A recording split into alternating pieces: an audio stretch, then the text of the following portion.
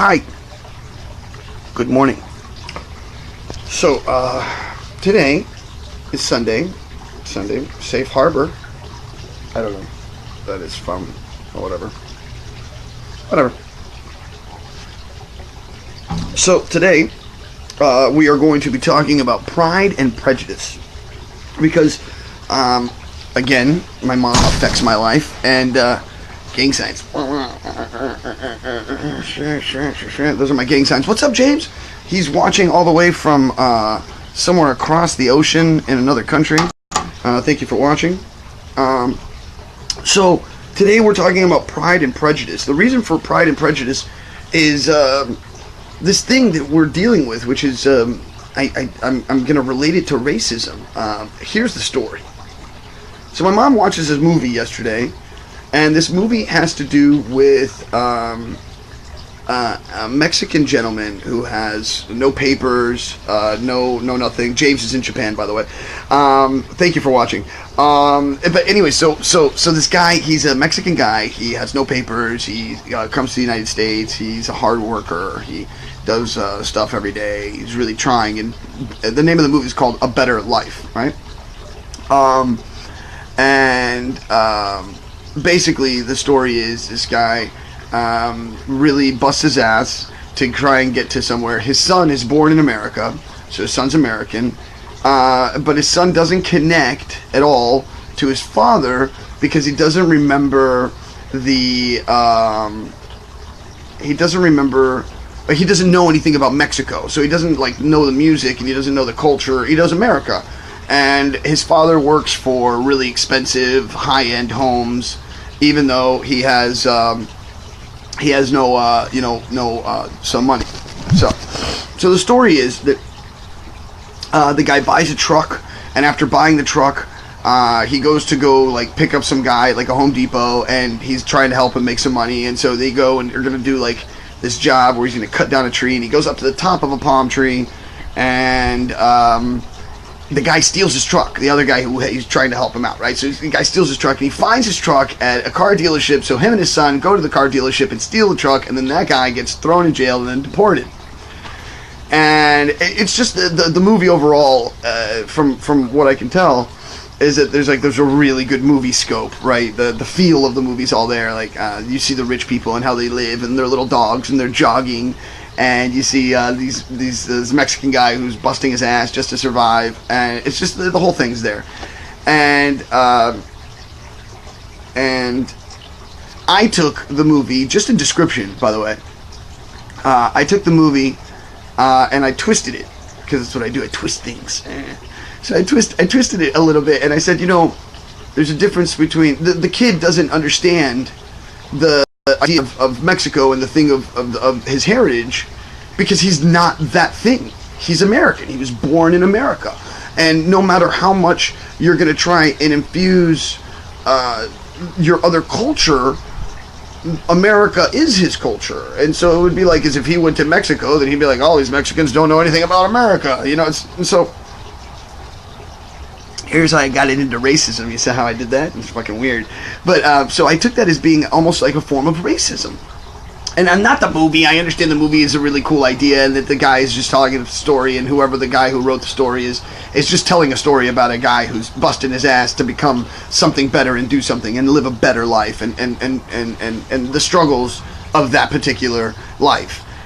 Which at the very end of the movie, after the guy's deported and he gets thrown in jail, the last part of the scene is that he's actually traveling back to America through the place where there is no wall, which Trump will build. And they'll pay for it. Anyways. So this is what I was getting at when I said Pride and Prejudice, and why I figured that we'd talk about Pride and Prejudice today, because there's a big difference between knowing your heritage and holding your heritage. Knowing the history and holding on to the history.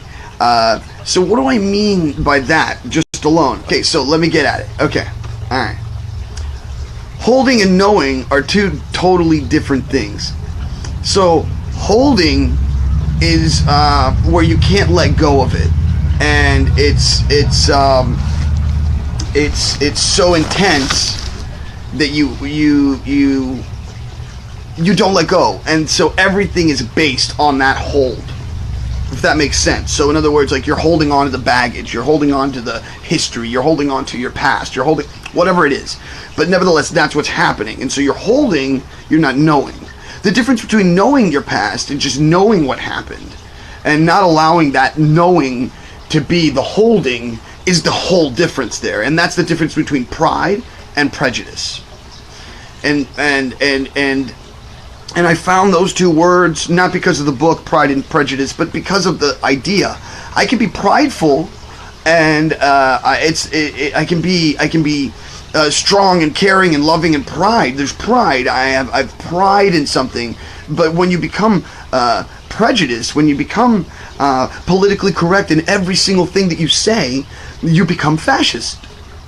You become opposite of what you're trying to be in the first place. It's sort of kind of how America in itself has turned into this very intense, angry, racist, dualistic sided kind of thing. I'm gonna move the table, give me a second, the sun's coming up, and if I don't move it, then we're gonna have to move myself, you know. Hold on, I'm gonna push back. We're back. Anyways, so